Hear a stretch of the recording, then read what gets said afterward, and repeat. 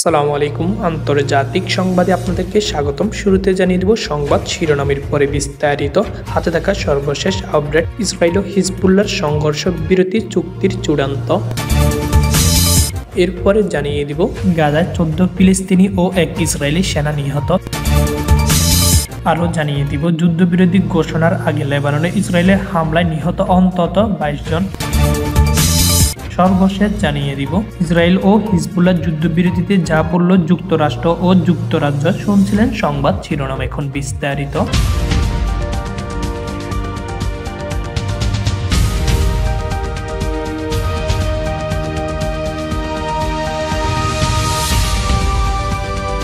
দীর্ঘ আলোচনা পর ইসরায়েলি মন্ত্রিসভার সংঘর্ষ বিরতি চুক্তিতে সম্মত হয়েছে বলে জানিয়েছে আমেরিকার বিদায়ী প্রেসিডেন্ট জো বাইডেন। এর অর্থ দ্রুত এই চুক্তির কার্যকরী হবে। জাতিসংঘের নিরাপত্তা পরিষদের 1701 প্রস্তাবের উপর ভিত্তি করে এই চুক্তি প্রস্তাব করা হবে। 2006 সালে এই প্রস্তাবের উপর ভিত্তি করে ইসরায়েল এবং হিজবুল্লাহ 36 দিনে চূড়ান্ত লড়াই বন্ধ হয়েছিল। চুক্তিতে আরও বলা হয়েছে আগামী 60 দিনের মধ্যে ইসরায়েল ধীরে ধীরে লেবানন থেকে তাদের সৈন্য ফিরে নিবে। অন্যদিকে হিজবুল্লাহ যুদ্ধদের লিটানি নদীর উত্তরে সরিয়ে যেতে হবে, অর্থাৎ ইসরায়েলের সীমান্ত থেকে প্রায় 30 কিলোমিটার দূরে তাদেরকে চলে যেতে হবে। জাতিসংঘের শান্তিরক্ষা বাহিনীর সঙ্গে লেবানন ও সেনা সীমান্তবর্তী অঞ্চলে যাবে এবং খেয়াল রাখবে যাতে হিজবুল্লাহ সেখানে নতুন করে তাদের সামরিক কাঠামো তৈরি করতে না পারে। দক্ষিণ লেবাননের দেশের সেনা 10,000 সৈন্য মোতায়েন করবে। এই অঞ্চলে হিজবুল্লাহ শক্তি ঘাঁটি হিসেবে পরিচিত। লেবাননের পররাষ্ট্রমন্ত্রী আবদাল্লাহ বো হাবিব এই কথা জানিয়েছে। ফিলিস্তিনি গাজা ভূখণ্ডে ইসরায়েলি হামলা কমপক্ষে আরও 14 ফিলিস্তিনি ও 1 ইসরায়েলি সেনা নিহত হয়েছে। আহত হয়েছে 108 জন। এতে করে নিহতর মোট সংখ্যা 44,250 জনে পৌঁছেছে। আহত হয়েছে আরও লক্ষাধিক ফিলিস্তিনি। গত মঙ্গলবার 26শে নভেম্বর এক প্রতিবেদনে এই তথ্য জানিয়েছে বার্তা সংস্থা আনাদুলু বলেছে উত্তর গাজার সংঘর্ষে আরও একজন ইসরায়েলি সেনা নিহত হয়েছে বলে সেনাবাহিনী জানিয়েছেন। সেনাবাহিনী বিবৃতিতে নিহত ওই সৈনিককে তেমের ওনাত বলে শনাক্ত করা হয়েছে। 21 বছর বয়সী এই সেনা ক্যাফির ব্রিগেডের নাসব ব্যাটালিয়ন সঙ্গে যুক্ত ছিল। প্রতিবেদনে আনাদুল্লাহ বলেছে গাজায় ও ইসরায়েলের চলমান হামলা কমপক্ষে আরও 14 জন ফিলিস্তিনি নিহত হয়েছে। এতে করে গত বছরের অক্টোবর থেকে এই পর্যন্ত মোট সংখ্যা বেড়ে 44,249 জনে পৌঁছেছে। মঙ্গলবার অবরুদ্ধ এই ভূখণ্ডের স্বাস্থ্য মন্ত্রণালয় এক বিবৃতিতে জানিয়েছে গত 24 ঘন্টা ইসরায়েলি বাহিনী অব্যাহত আগ্রাসনে 14 জন নিহত এবং আরও 108 জন আহত হয়েছেন। হামলা আরও অত্যন্ত 1,40,746 জন ব্যক্তিও আহত হয়েছেন। ইসরায়েলের বিমান হামলায় লেবানন জুড়ে অন্তত 22 জন নিহত হয়েছে এবং আহত হয়েছে আরও বহু সংখ্যক। মঙ্গলবার সেই দিন লেবানন ভিত্তিক সশস্ত্র ইসলামী গোষ্ঠী হিজবুল্লাহর সঙ্গে যুদ্ধবিরতি পৌঁছাতে ইসরায়েলের প্রধানমন্ত্রী নেতানিয়াহুর সরকার সেই দিন এই হামলা চালিয়েছে ইসরায়েলের বিমান বাহিনী।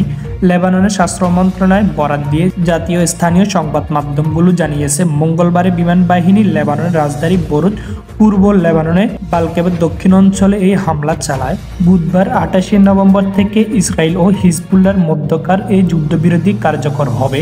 এর মধ্য দিয়ে 1 বছরের বেশি সময় ধরে চলমান এই এক রক্তক্ষয়ী সংঘর্ষের অবসান ঘটে যাচ্ছে বলে আশা করা যাচ্ছে। ইসরায়েলের পররাষ্ট্রমন্ত্রী শারেন হাস্কেল জানিয়েছে ইসরায়েলের নিরাপত্তা মন্ত্রিসভা স্থানীয় সময় মঙ্গলবার বিকেলে লেবাননের হিজবুল্লাহর সঙ্গে যুদ্ধবিরতি চুক্তির প্রস্তাব নিয়ে আলোচনা বসবে।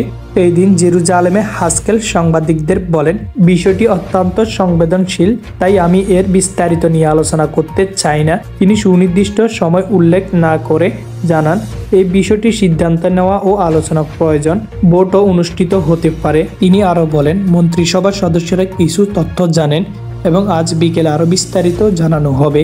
এদিকে মার্কিন সংবাদ মাধ্যম জানিয়েছে প্রস্তাবিত খরচা চুক্তিতে একটি 60 দিনের অন্তর্বর্তীকালীন সময়ে কথা উল্লেখ রয়েছে। চুক্তি অনুযায়ী ইসরায়েলি স্থলবাহিনী লেবানন থেকে সরে যাবে, লেবাননের সেনাবাহিনী সীমান্তের কাছাকাছি ফের মোতায়েন করা হবে এবং হিজবুল্লাহ তাদের ভারী অস্ত্র লিটানি নদীর উত্তরে সরিয়ে নিবে। এর আগে যুক্তরাষ্ট্রের জাতীয় নিরাপত্তা পরিষদের মুখপাত্র জন কির্বি সোমবার বলেছিলেন আলোচনা চলবে এবং তা এখনো চূড়ান্ত হয়নি। কিয়েভ মঙ্গলবার জানিয়েছে রুশ বাহিনী পূর্ব ইউক্রেনের অঞ্চলে আত্মসমর্পণ করা 5 জন সেনাকে গুলি করে হত্যা করেছে।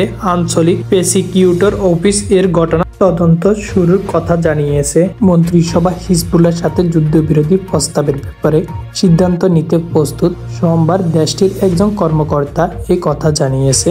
এদিকে হোয়াইট হাউস বলেছে লেবাননের যুদ্ধ বন্ধ করতে একটি চুক্তিতে পৌঁছানোর কাছাকাছি সময় রয়েছে। মার্কিন যুক্তরাষ্ট্র, ইউরোপিয়ান ইউনিয়ন ও জাতিসংঘ সাম্প্রতিক দিনগুলিতে একটি যুদ্ধবিরতির জন্য চাপ দিয়েছে।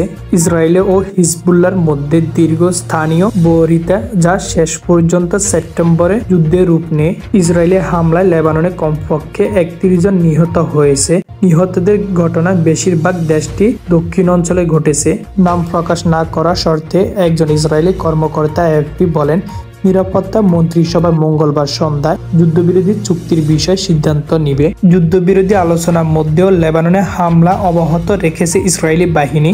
সোমবার 25 নভেম্বর লেবাননে বিভিন্ন জায়গায় ইসরায়েলি বাহিনী বিমান হামলা অন্তত 31 জন নিহত হয়েছে। দেশটির স্বাস্থ্য মন্ত্রণালয় এই তথ্য জানিয়েছে। লেবাননের জাতীয় সংবাদ সংস্থা সোমবার বিকেলে দাবি করেছে দেশটির 3টি অঞ্চলে আরেট রেক এবং শিয়াতে হামলা হয়েছে।